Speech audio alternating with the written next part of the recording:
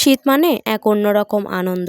সন্ধ্যার টাইমে বাজারে গিয়েছিলাম, গিয়ে দেখছি প্রচুর ভিড়। কারণ এই শীতের টাইমে আমাদের ভেড়ামারা রেল লাইনের ওপরে যে ফুটপাতটা বসে, এই ফুটপাতে প্রচুর সোয়েটার বিক্রি হয়। কারণ এখন শীতের টাইম, যার যার কাজে শেষে ব্যস্ত। কেউ বিক্রি করছে, কেউ আবার শীতের কাপড় চোপড় কেনাকাটা করছে। সব থেকে ভালো লাগলো এই যে ভাইয়ার আপুটা বসে বসে সোয়েটার বিক্রি করছে। এরা কিন্তু হাজব্যান্ড ওয়াইফ।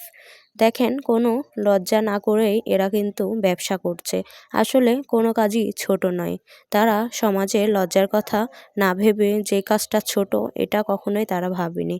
না ভেবেই কিন্তু তারা রেল লাইনে হাজারো মানুষের মধ্যে এই কাজটা করছে, সোয়েটার বিক্রি করছে। আমার খুবই ভালো লাগলো এই বিষয়টা দেখে।